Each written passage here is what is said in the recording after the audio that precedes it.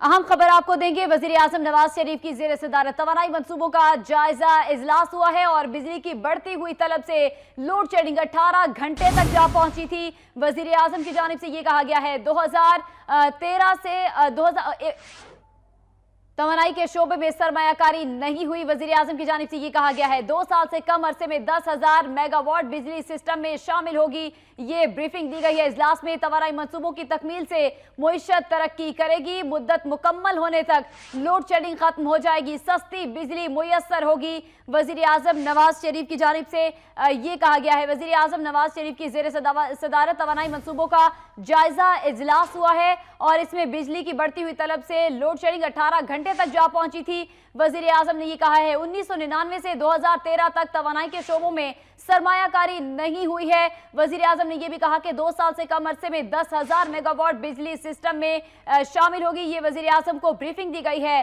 तवानाई मंसूबों की तकमील से मुईशत तरक्की करेगी।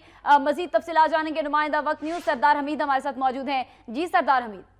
जी, वज़ीर आज़म की ज़ेर सदारत जो बिजली के मुख्तलिफ मनसूबे हैं उस हवाले से आला सदर का इजलास हुआ और इसमें वज़ीर आज़म को मुकम्मल तौर पर आज ब्रीफ किया गया तवानाई मनसूबों के हवाले से। और वज़ीर आज़म को ये बताया गया कि लोड शेडिंग 18 घंटे तक पहुँच चुकी है और कम हुई है।